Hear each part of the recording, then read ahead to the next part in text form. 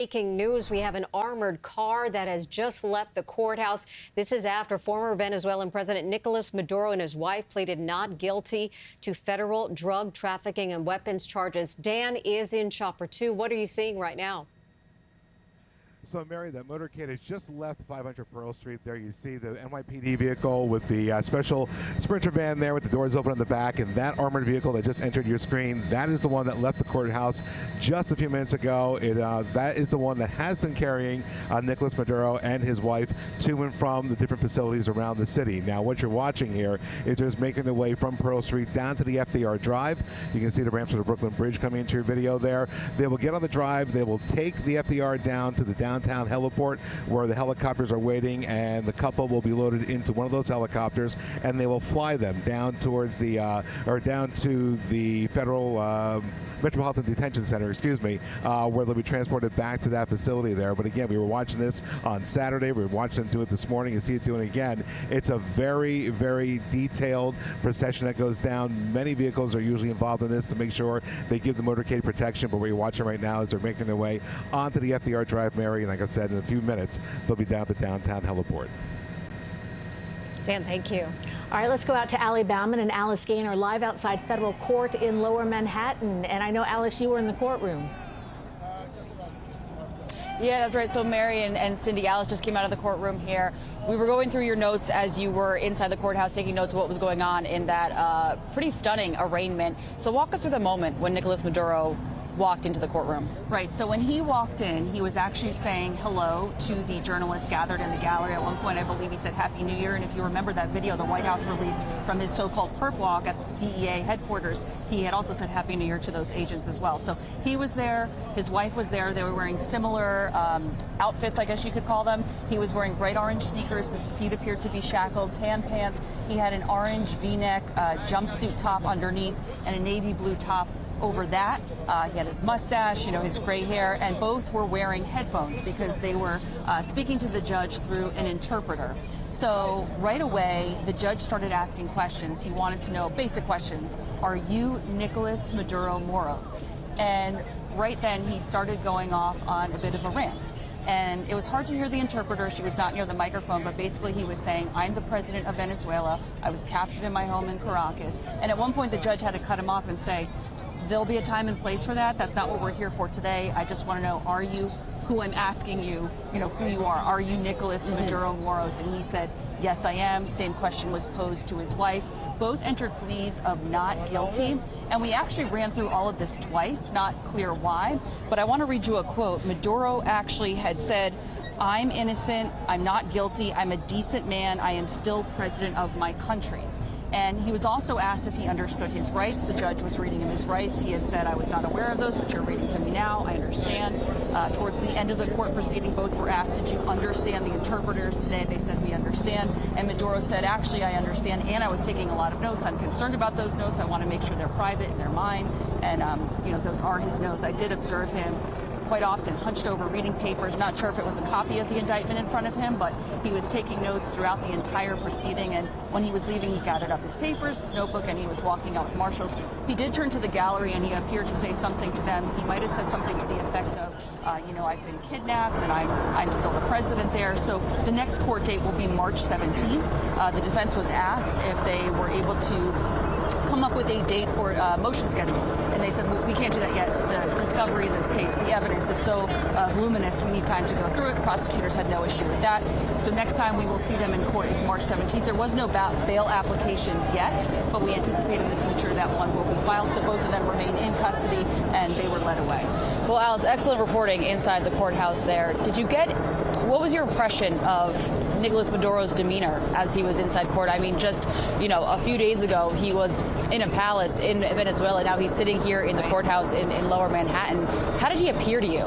He appeared defiant in some of what we could hear the translator, what the interpreter was saying through the translation. Again, he was saying, I was captured, I'm a political prisoner.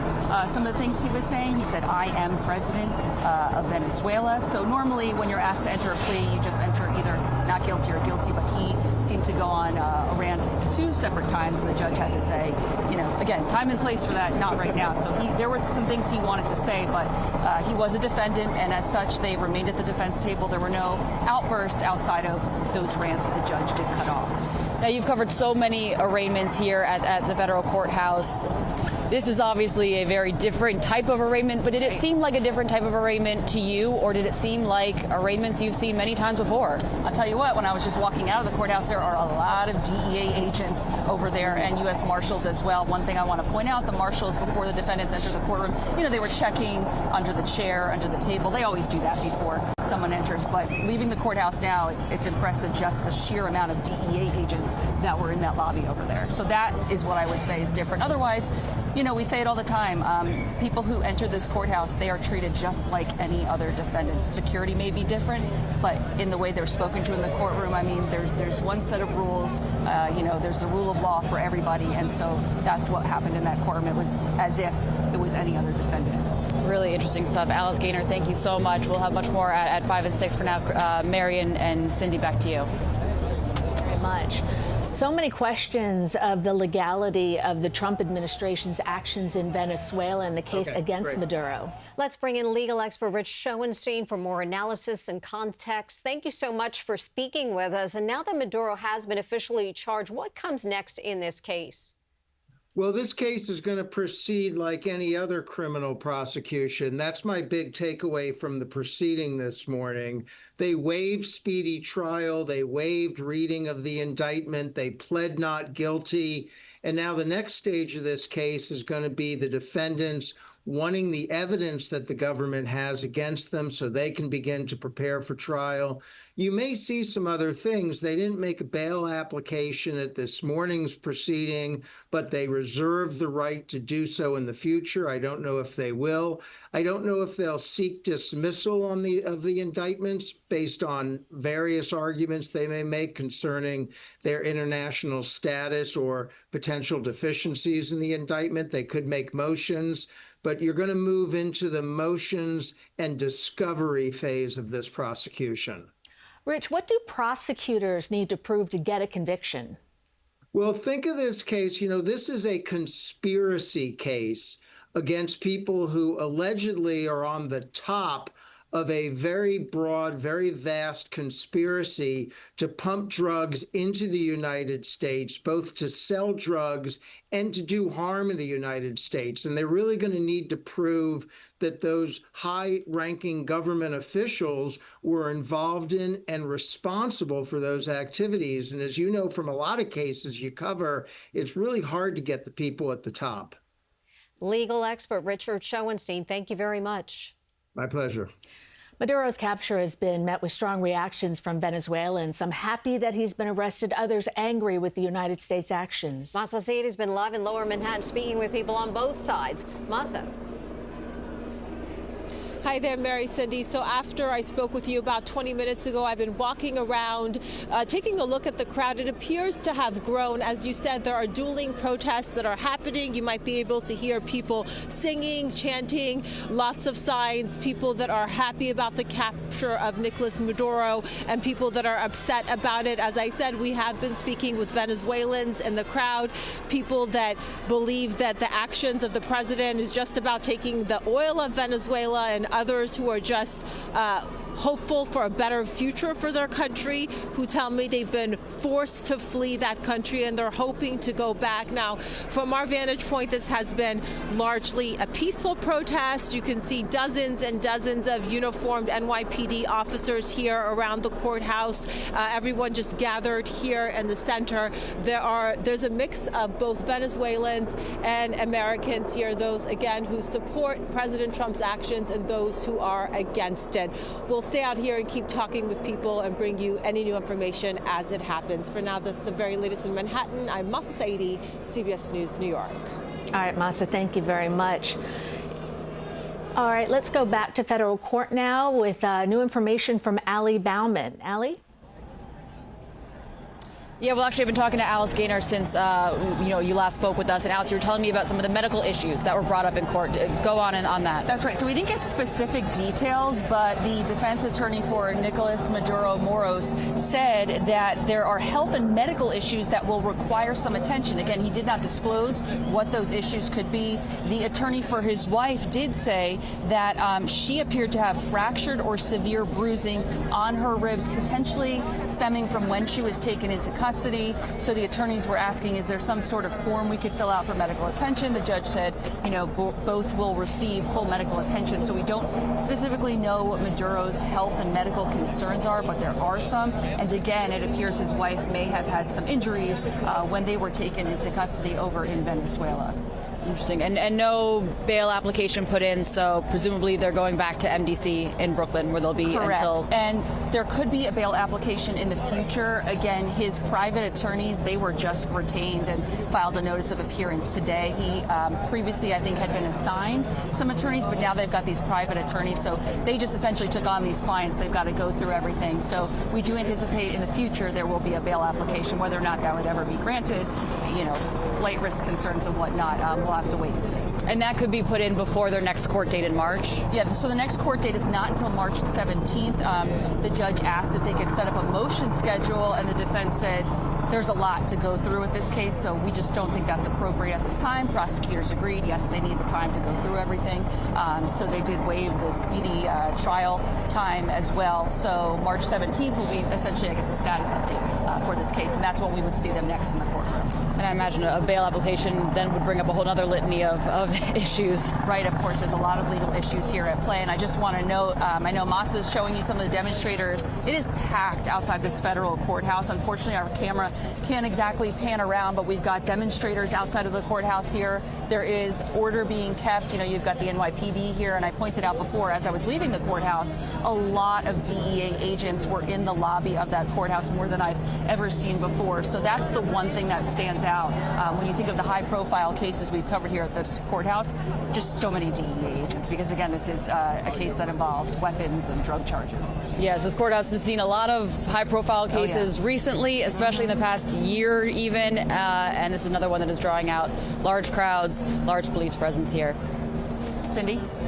All right, Alice and Allie, thank you very much. We're continuing to following this breaking news for you as we await this transport to a helipad. This is off the FDR that will bring Nicolás Maduro and his wife back to the Brooklyn Detention Center. We are watching this throughout the morning. Now, we did see him leave court and go into that armored vehicle, and now we are following that transport and waiting for them to head to the helipad. Again, the former Venezuelan president, Nicolás Maduro, and his wife pleading not guilty today to federal drug trafficking and weapons charges. At the prison where they will be going is Lisa Rosner. And what do we know, Lisa? Hi, Cindy and Mary. Well, right now we are waiting for Maduro and his wife to arrive at the Metropolitan Detention Center. As you said, they were taken away from court in an armored vehicle, and we're not sure if we're going to see that armored vehicle at this specific entrance. Now, I don't know how much of the jail you can see behind me because this is a major road. There's a truck behind us at the moment waiting at a light.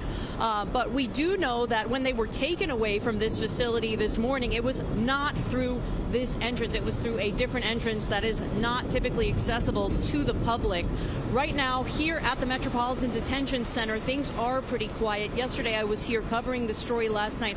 There were some expatriates who were here, similar to what you see outside the courthouse today, people rallying with different emotions. Right now, it is quiet, and we are waiting for Maduro and his wife to be brought back here to the jail. We do know that sources have told CBS News that at least up until this court hearing, him and his wife were being held at the top floors of the detention center. We know that this is a notorious jail facility that some defense attorneys have said is known for pretty bad conditions, where they have been telling us that the jail tends to keep the temperature very cold. The food is not consumable. That's what we've been hearing from defense attorneys that have had defendants held here before. So right now, as you can see behind me, there has been, just in the last few minutes, an increased police presence. We are waiting to see when Maduro and his wife will arrive, and we'll bring that reporting to you as soon as it happens. All right, Lisa Brosner, thank you. Chopper 2 is tracking the convoy's movements. Let's get out to Dan Rice. And Dan, what are you seeing now? So we're coming back up the west side right now. The original plan, from what we were told, was that the motorcade would go to the Wall Street downtown heliport, and they would use the helicopters to fly back to Brooklyn, but it appears that the motorcade went under the Battery Park underpass. At this point, it is not quite clear where the motorcade has gone. It looks like they could be driving through the Brooklyn Battery Tunnel. They could be going to the west side. So we're going to just search around the west side of Manhattan to see if we pick up the motorcade anywhere. But at this point, it's not clear which path they're going to take to bring the Maduros back to the Metropolitan Detention Center.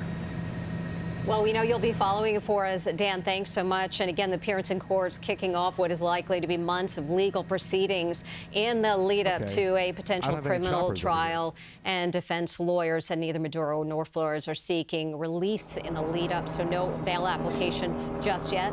Alice?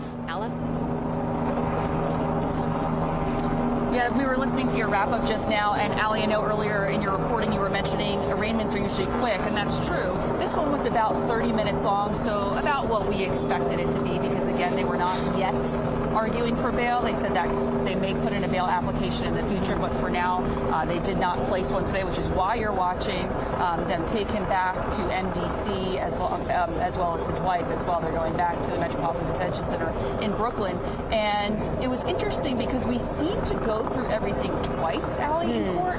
Not exactly sure why. You had two co-defendants there, Maduro and his wife? It might be because Maduro started going on this rant and the judge had to cut him off, so a lot was said. So I don't know if that's why the judge went back later and said, okay, let's arraign, even though both had already entered not guilty pleas. We heard them go through it yet again. Maduro said a lot in that courtroom, which during an arraignment, typically you're just asked, who are you? Are you the person we're asking you? You know, you enter your plea. He went on 2 different rants where the judge had to cut him off and say, hey, there's going to be a time and place for that now. I just want to know, are you the person I'm asking you? Are you Nicolás Maduro Moros? And he said, I am. Eventually, his wife, Celia Flores, was asked the same thing. She also mentioned that she started to go on a little bit of a rant and say, I'm the first lady of Venezuela. And the judge also cut her off and said, again, we will do this at another time. This is just, you know, an arraignment. They'll be back in court March 17th. So again, the whole thing took about 30 minutes. The judge also asked him, you know, do you understand your rights? Have you been read your rights before?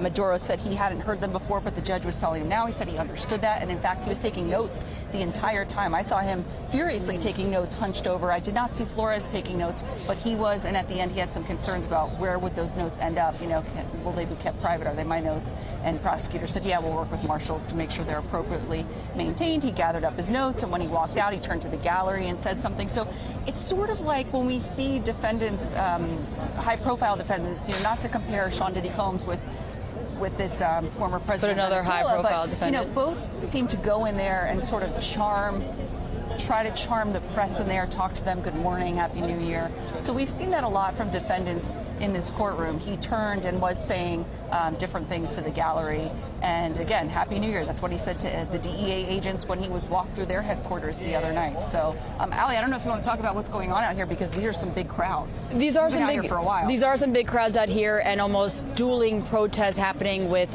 people who are against the capture of Maduro in Venezuela versus people here who are waving the Venezuelan flag, are wearing, you know, clothes with shrouded with the Venezuelan flag, who are very in support of his arrest and his being in court right now. Now, one thing that stood out to me when I was going through your notes as you were in the courthouse that seemed kind of interesting was that the judge actually interrupted, as you said, Maduro multiple times, his wife multiple times.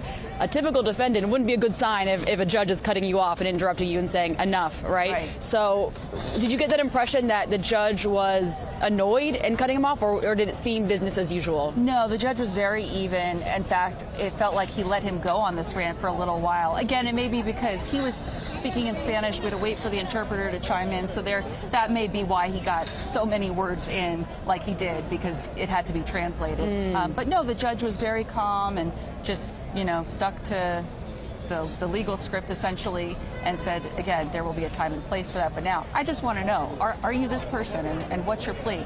And both entered their own pleas. Both said, I'm innocent. He at one point said, I'm a decent man. And he said, I'm still the president of Venezuela. Yeah. And he claims he was kidnapped, he was captured. We heard all of that from his own mouth in the courtroom today. Yeah, it sounds like the judge was trying to keep this as typical of an arraignment as possible. Right. If that's even possible for it to be a typical arraignment under the circumstances.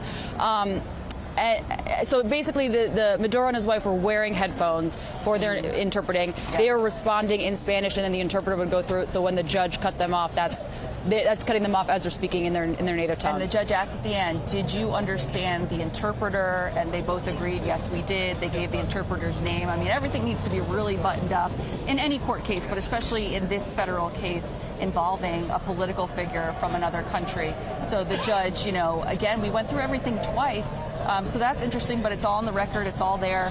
And so we'll see March 17th, how this case proceeds. Again, they just retained private attorneys. One of them was the WikiLeaks, Julian Assange. It was his attorney.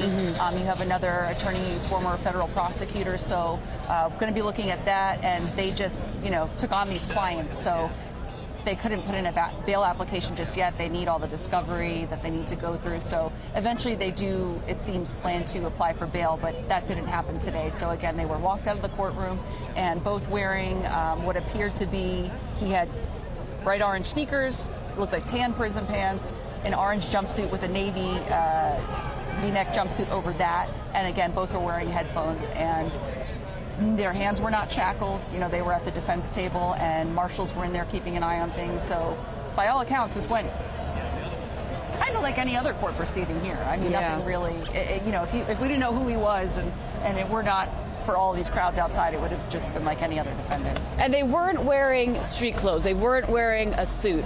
Did that stand out to you? Did that seem normal to you? So because these are pre-trial proceedings, typically defendants don't wear a suit or anything like that. It's usually when they're at trial because they don't want the jury to see them wearing, their inmate clothing. Occasionally, when it's a high-profile case, they will get permission if their attorneys go ahead and file and ask the judge, hey, can they have, 5 pairs of pants or whatever for these proceedings? We don't want them to be photographed wearing this. That would taint the jury pool. But this is federal court, so there's no photos anyway. So I did think about that because I was thinking about Luigi Mangione, of course, the suspected killer of United Healthcare CEO Brian Thompson, and how he's been allowed with permission granted by the court to wear certain clothing. That's been in the state court because he's photographed there.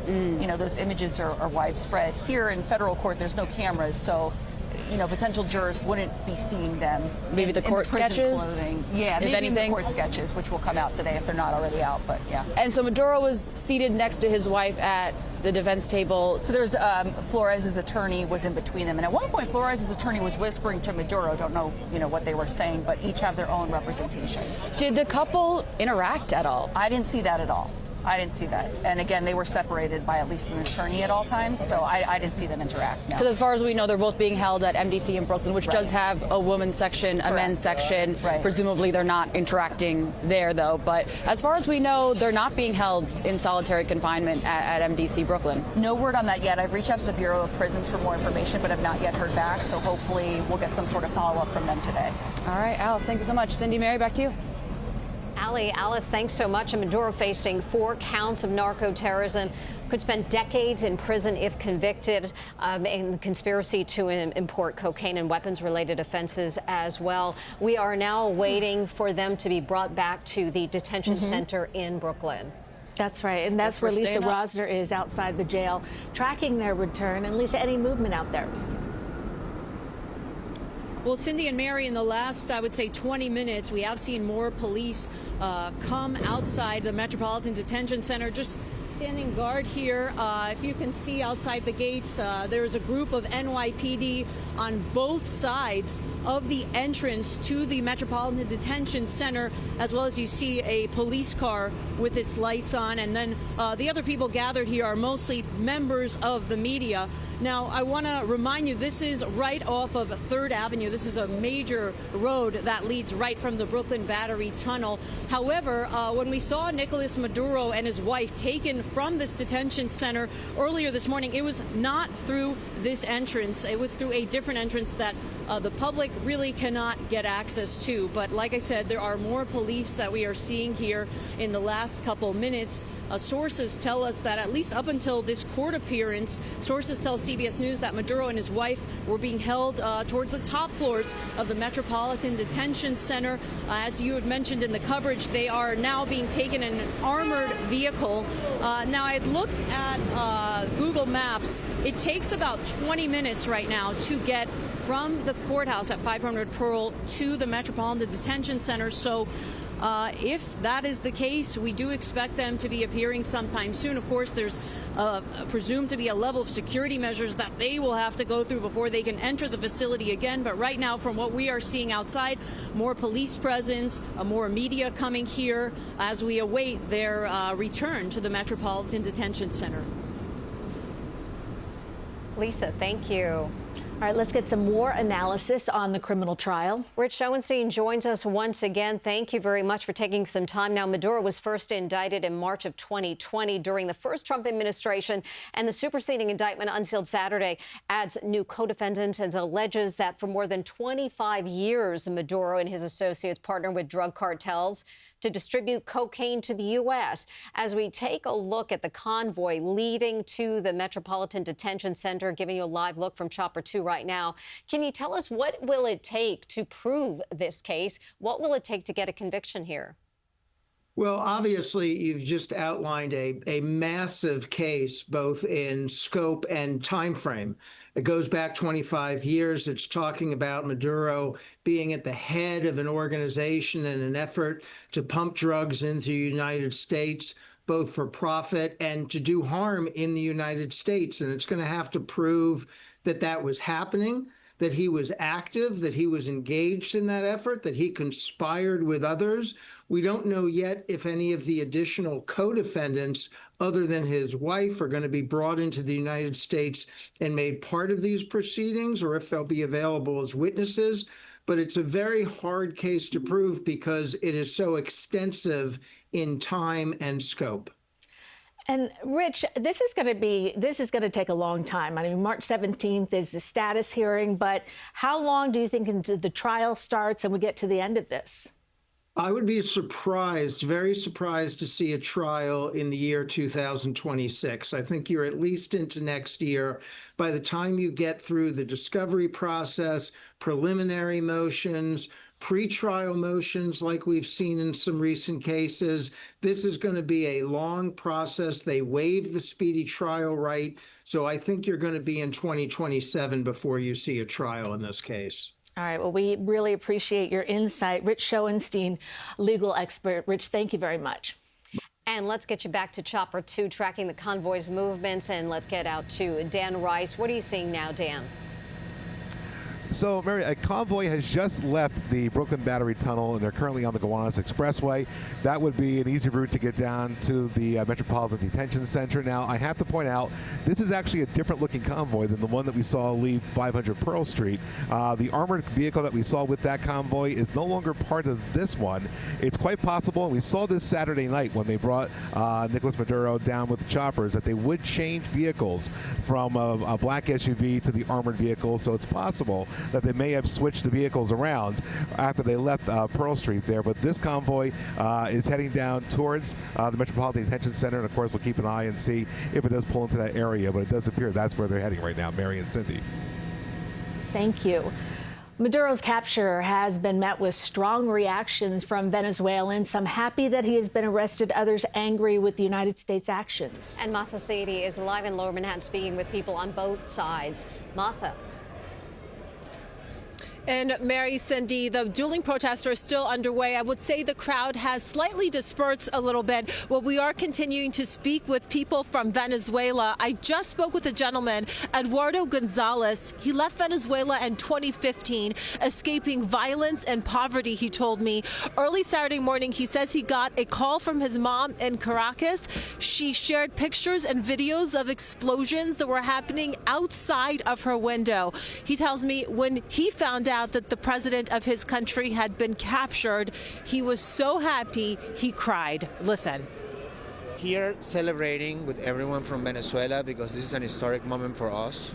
It's been too long that we've been suffering from this regime, and it's been a crazy emotions lately. This is one of the best days of my life, celebrating and seeing all this going on after all that we've been suffering. I support the independence of Venezuela. That always over there and belong to the Venezuelan people. That land also not belong to the United States, belong to the Venezuelan people. And that man who is upset about the actions taken by President Trump, he is concerned about what will happen to Venezuela's oil. Now, I asked Mr. Gonzalez what he thought about that, and he said, well, he hopes that people in his country get more access to the resources, but he says in his lifetime, they haven't seen it. So now he's hopeful for the future. That's the very latest in Lower Manhattan. I'm Masa Saidi, CBS News, New York. Masa, thank you. And again, Nicolás Maduro and his wife are on their way back to the Metropolitan Detention Center in Brooklyn after being arraigned at federal court. That's where we find Ali Bauman and Alice Gaynor. And Alice, can you tell us about the private attorneys that will now represent them? Were you surprised by the choices?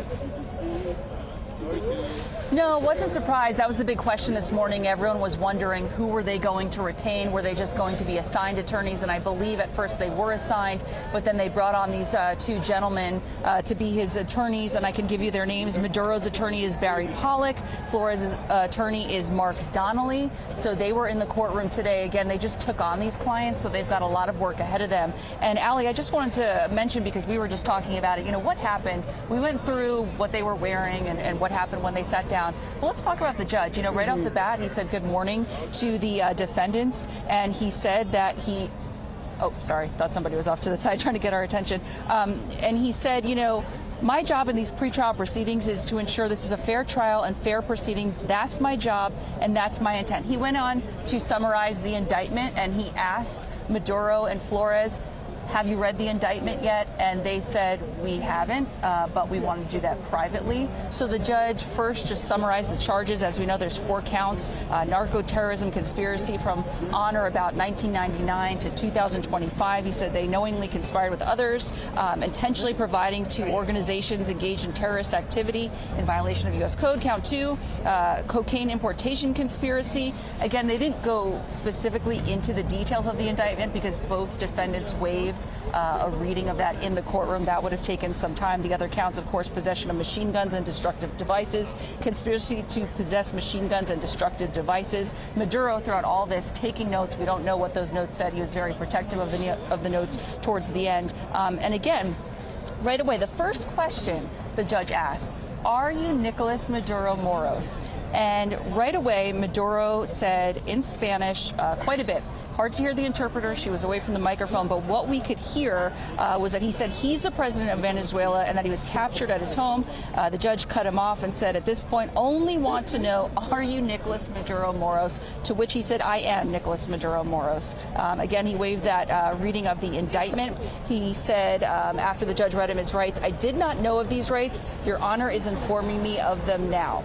And through the interpreter, he said, I'm innocent. I'm not guilty. I'm a decent man. I am still president of my country. And Ali, as we were talking about, you know, during an arraignment, we usually just hear either you're going to enter a plea of guilty or not guilty. But he took this time to, you know, really go on and say a couple of the things he wanted to say. And Flores' attorney entered a plea of not guilty on her behalf.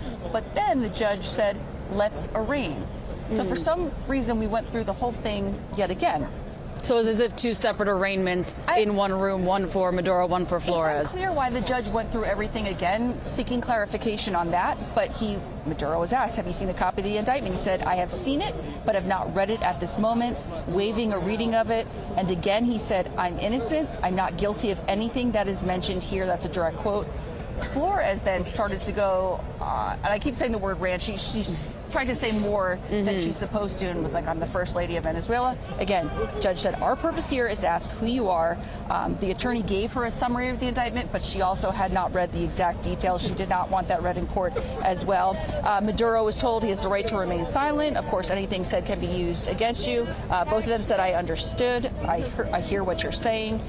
Flores said, quote, I am not guilty, completely innocent. The judge asked for the date and time of arrest, and this is what prosecutors said. They said Maduro and his wife entered U.S. military custody at 11:30 a.m. January 3rd, 2026. They were transported by police to SDNY landing at 4:31 p.m. on January 3rd. We know, Ali, you were there at DEA headquarters on Saturday. Do you want to talk about that experience at all? Because that was, I was actually in traffic on the West Side Highway. I had just been at the Metropolitan Detention Center, was coming back to the broadcast center. It was a dead stop traffic on the West Side because he was brought to that heliport right over there. Yes, we were actually on like two different sides of the avenue almost, where I was outside DEA headquarters, which is in Chelsea on 11th Avenue. You were on the West Side Highway, so just on the other side of the building there, essentially. And we got there. As soon as the helicopter touched down in Manhattan, now this was Saturday, as soon as the helicopter touched down in Manhattan, that is from coming back from Stewart Airport, that is when I think they froze that entire zone. They froze the street that we were on. It appears that they froze the West Side Highway that you were on. So cars could not be getting through. And then, I mean, it was a huge, motorcade of cars coming through, vehicles coming through, heavily armored. They had the Bearcat vehicle, which is that almost military-grade truck, it looks like, armored truck, getting through and driving right into the DEA headquarters garage there, which is a pretty unassuming building. There really isn't any signage. You wouldn't know it was DEA headquarters unless you knew it was. And they were in there for maybe about an hour or so before the Bearcat then came back out, and that was when he was brought back to the helipad and flown back or flown over to Brooklyn. So a major scene there with NYPD. There really, otherwise, though, weren't any protesters, the way we're seeing protesters here, the way we've been seeing protesters outside of MDC. And I don't even know if protesters is the right word to use them, because they're people who are happy for his arrest, who are glad for his arrest. So we've seen a large portion. There's still a lot of people on the other side of the camera here that are, waving that Venezuelan flag. Very happy to see him here. There's been, throughout the weekend, large crowds outside MDC as well. People who have even traveled from out of state going to MDC because they said they wanted to see it for themselves. This is the facility that Nicolás Maduro is being held in. So it's really just been a scene that has taken over, New York City, multiple boroughs, in terms of people wanting to witness this really stunning moment in history of Venezuela's president being tried essentially here, or being brought into court here. In New York City that we've seen.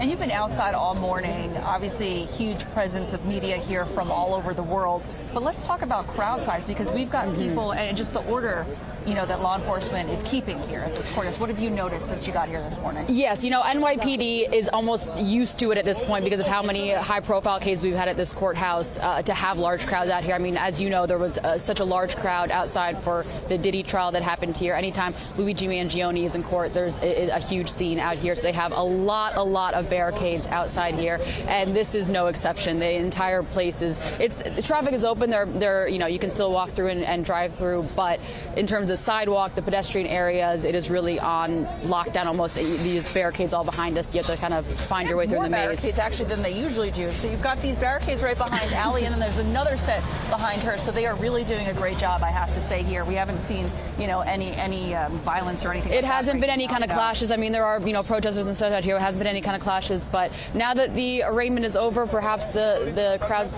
size will wrap up in a little bit. Mary and Cindy, back to you. Ali and Alice, thank you for your comprehensive coverage. Now we want to go back to Chopper 2, which has been tracking the convoy's movements. Let's get out to Dan Rice. And Dan, what are you seeing now? So we were tracking that convoy that came out of the Brooklyn Battery Tunnel. It came down the Gowanus Expressway. As Ali was talking about the frozen zones in Manhattan that we saw on Saturday night, they were doing the same thing on the Gowanus. They stopped all traffic coming off of the BQE, and they brought this convoy down to the 39th Street exit, I believe it is, and came down 2nd Avenue. And what you're looking at now is this big building over here on the right side. That's the Metropolitan Detention Center, and it's the same thing that we saw on Saturday night when they brought the Maduros from the helicopter to this facility. see, they had a large convoy of vehicles that pulled up to the 2nd Avenue side, and 2 of the vehicles went into this gate, pulled down this driveway, and there's a garage right there where you see that marking on the pavement, and we saw that with the convoy today. 2 of the vehicles pulled out of the convoy, pulled onto that street, and they drove them into that building. Now, as I said earlier, we saw that Bearcat vehicle leave Pearl Street, but we haven't seen it since, but it's the same scene that we saw on Saturday, 2 vehicles pulling out of a convoy into that building, and that appears to be where the Nicolás Maduro and his wife were taken this time. Same scenario on Saturday, we saw it again today. Rice, thank you. And let's head on the ground now, and outside the detention center, we find Lisa Rosner. Lisa. Well, Mary and Cindy, we are trying to confirm right now that Maduro and his wife were taken to this detention center. As you heard, the chopper was over several vehicles which came in. Now, I want to set the scene for you. We're on the 3rd Avenue entrance to the detention center right now. This is only where we see police letting media in, as well as onlookers who want to see the detention center for themselves. So we're going to push in a little bit so you can get a feel for just that 2nd Avenue entrance. That is all the way down. It is another avenue from where we are. If you look and you see there's police here on 3rd Avenue, but further in there is even more of a police presence. And that is what we are able to see from our vantage point. We know that Maduro was taken from court in an armored vehicle, and our chopper did see several SUVs making their way to the detention center here in Sunset Park, Brooklyn. Right now, as I was saying earlier, there have been more and more police coming outside the detention center to provide extra security here. We know that this detention center is notorious. It's where Luigi Mangione has been held, Sean Diddy Combs, and sources tell CBS News that prior to the arraignment hearing this morning, that Maduro and his wife were being held towards the top floors of the detention center. Right now, a lot of activity here. It's a busy road, 3rd Avenue. It leads right from the Brooklyn Battery Tunnel. And like I said, we are waiting to confirm that Maduro and his wife were in those vehicles that we saw enter on the 2nd Avenue side to the detention center. We'll send it back to you. Lisa, thank you. And thank you for watching our special coverage on the arraignment of former Venezuelan President Nicolás Maduro and his wife. I'm Cindy Hsu. And I'm Mary Calvi. We will have much more analysis and reaction coming up on the news at 5, 6, and 11. We'll see you then. This has been breaking news.